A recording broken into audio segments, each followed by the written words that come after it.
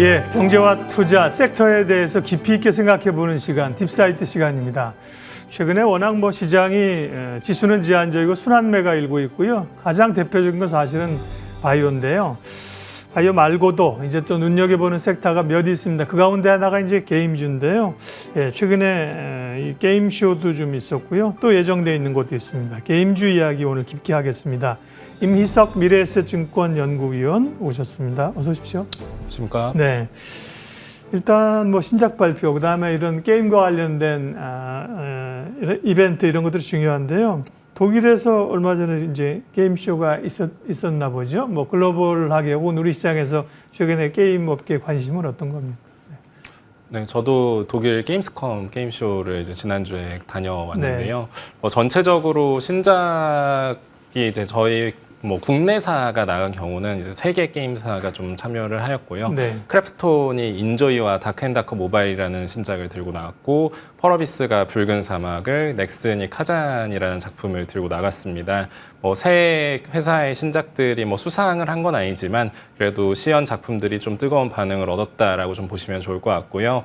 지난 8월이 2분기 실적 발표가 있었는데 전반적인 게임주들에서 인건비 감소에 따른 비용 부담이 좀 완화된 모습이 관찰이 되었습니다. 그럼 여기에 좀 추가적으로 필요한 부분이 얼마나 탑라인에서의 회복세가 이루어지느냐인데, 네. 사실 크래프톤과 넷마블을 제외하고 대부분의 게임사들은 기존작의 매출 하향 안정화에 따라서 매출이 조금 하락하는 모습을 보였고요.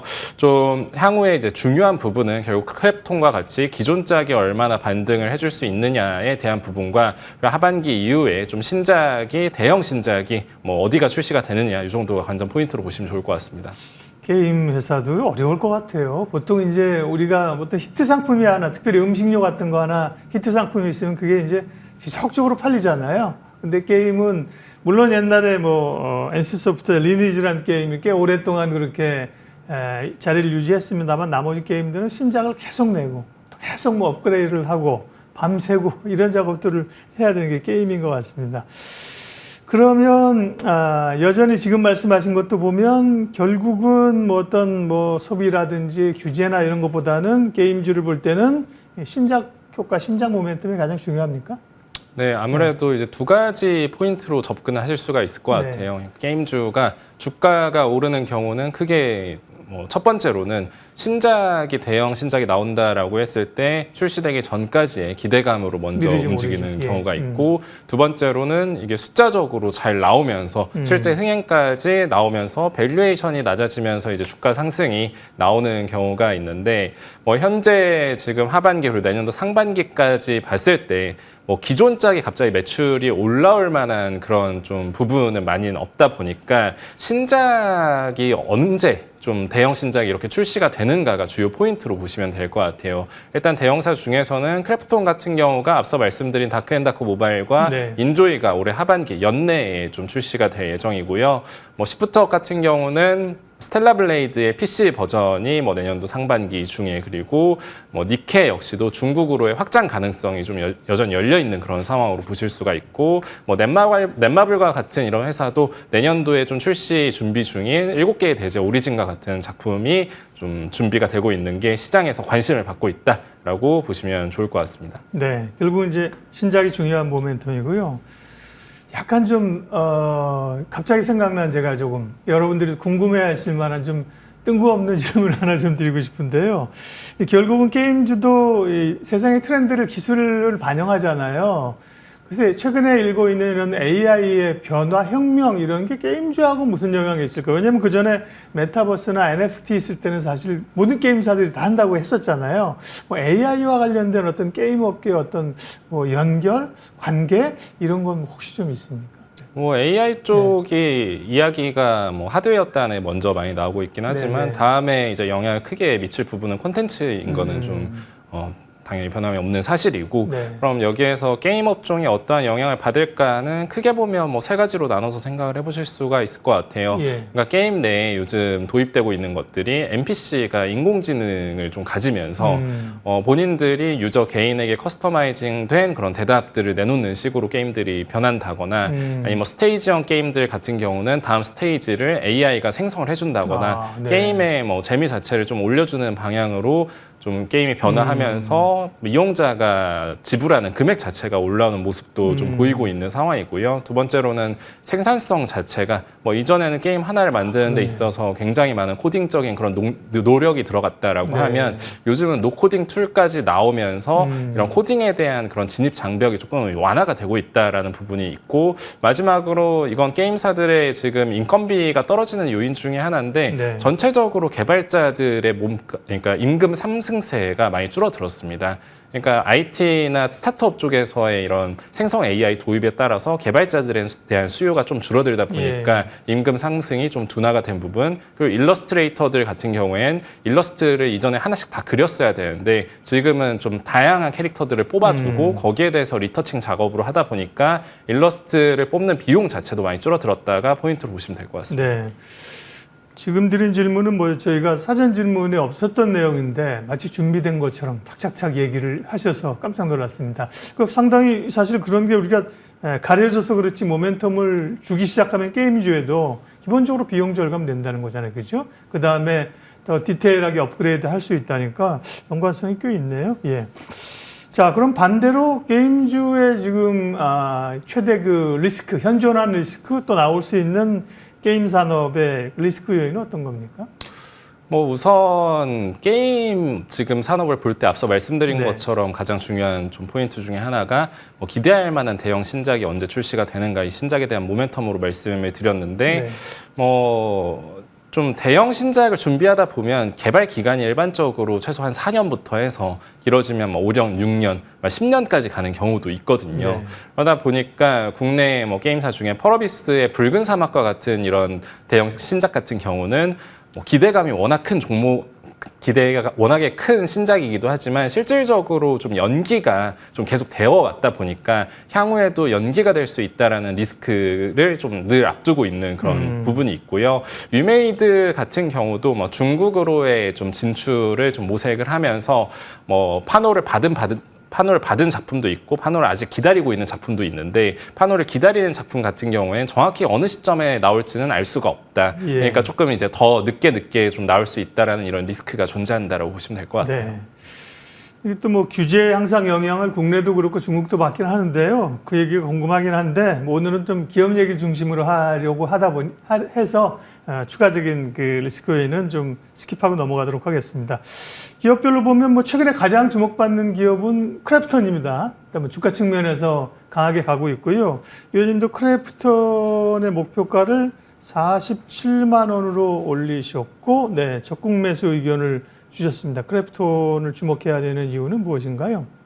크래프톤에 대해서 뭐 적극적인 매수 의견을 낸 부분은 네.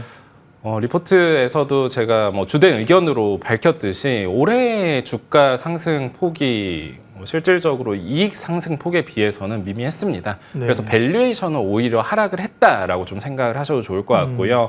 이런 좀 이익의 상향이 나왔던 가장 큰 부분 중에 하나는 PC랑 모바일에서 모두 이제 높은 트래픽이 나오면서 거기에서의 서프라이즈가 나왔다라고 보실 수가 있을 것 같아요. 그러면 향후에 저희가 또 모멘텀을 세게 가져갈 수 있는 부분은 뭐 크래프톤 같은 경우엔 연내 인조이와 다크앤다커 모바일이라는 신작 출시를 앞두고 있는 부분도 있긴 하지만 3분기랑 4분기 실적을 놓고 보았을 때도 지금 PC에서의 트래픽이 YOY로 봤을 때 거의 한 80% 가까이 높게 유지가 되고 있고 모바일 역시도 뭐 중국 지역에서의 회복이 좀 확실하게 좀 이루어지는 모습을 보이고 있기 때문에 하반기 실적 서프라이즈 가능성까지 염두에 둘 수 있다라고 좀 보고 있어서 게임 업종 내 토픽으로 말씀을 드리고 있습니다. 네. 8월 13일에 리포트를 내시면서 네, 목표가를 47만 원으로 네, 주셨습니다. 그날 주가 고원절에 많이 올랐는데 이런 리포트 영향이 있었나 봅니다. 크래프톤은 사실 여지를 걸 많고 그동안 이제 뭐 이것도 약간 좀 우리가 펄어비스처럼 약간 단일 게임 뭐 이런 잘은 모르지만 이런 약간 느낌이 좀 나는데 그렇지는 않습니까? 그 포트폴리오 자체는? 버러비스 네네. 같은 경우는 아니, 크래프톤이요, 크래프톤. 크래프톤 네네. 같은 경우는 뭐 일단 단일 게임 매출 비중이 지금은 압도적인 상황인 거는 예, 맞죠. 네. 근데 그 단일 게임 자체가 트래픽이 워낙에 올라오고 있고 그 유저 트래픽 올라오는 것과 동시에 유저의 ARPU, 그러니까 인당 결제 금액 자체가 같이 올라오면서 예. 지금 실적이 확 올라오는 구간으로 보시면 될 것 같고요. 다만 밸류에이션이 완전히 리레이팅이 되기 위해서는 결국에 중요한 거는 얼마나 좀 포트폴리오를 다변화할 수 있는가, 그렇죠. 그리고 2IP를 가질 수 있는가가 좀 관전 포인트이죠. 매출 비중은 크래프톤 같은 경우는 국내하고 해외를 나누면 대략 어느 정도 됩니까? 해외 비중이 거의 5% 이상 예. 다 이렇게 보시면 될 것 같아요. 이익에서의 비중은 압도적이고요. 네. 이전에 뭐 인도 시장 관련해서 좀 노이즈가 있었던 그런 문제들은 지금 해결된 건가요?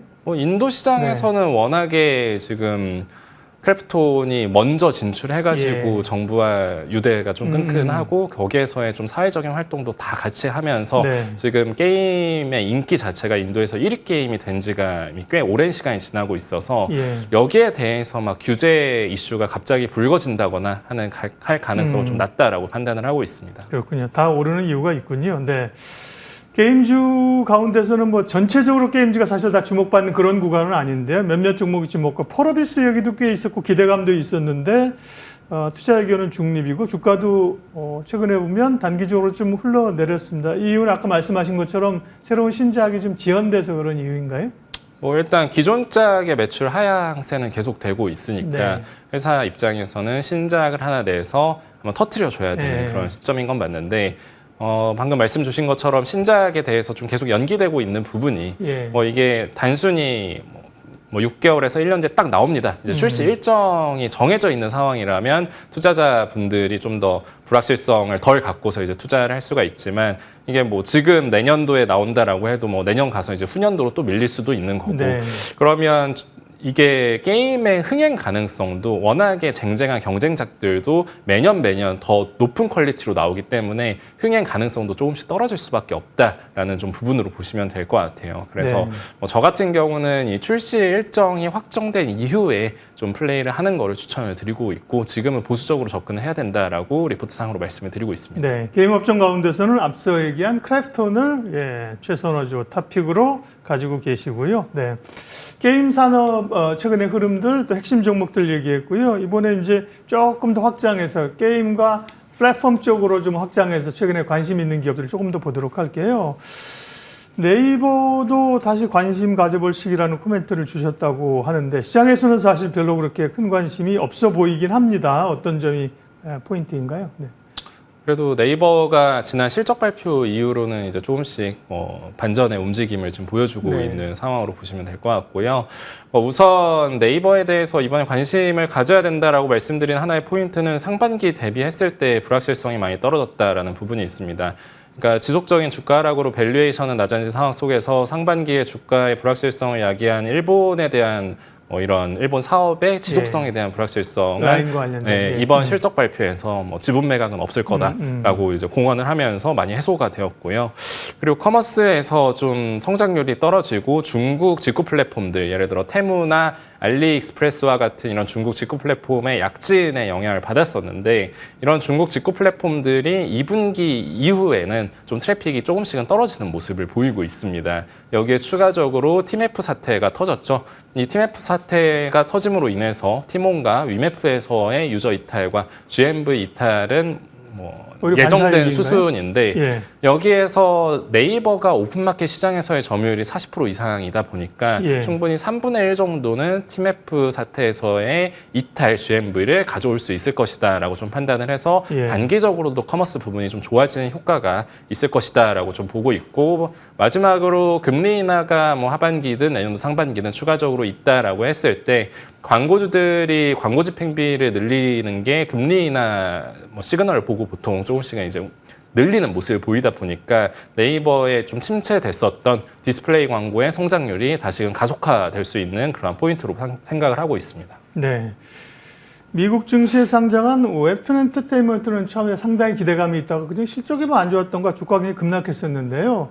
네이버 입장에서는 어쨌든 자회사잖아요. 상장되어 있는 그 웹툰 엔터테인먼트의 그 변동성이라든지 이런 거는 뭐 크게 고려할 요인은 아닌지 궁금하고, 기본적으로 지금 말씀하신 게 실적이기 때문에 또 향후 실적 어떨지 좀 코멘트해 주십시오. 네. 웹툰 엔터테인먼트 같은 경우는 전사에서 차지하고 있는 그 이익적인 비중은 거의 없다라고 보시면 될 것 같아요. 여전히 뭐 BEP가 안 나오고 있는 회사이기 때문에 뭐 이 회사가 지금 뭐 3분기 가이던스가 생각보다 좀 저조하다, 뭐 이런 측면이 뭐 네이버 본사 입장에서 이게 큰 영향을 줄 정도는 아닙니다. 센치 측면만 있고 실질은 별로 없다. 네, 그렇죠.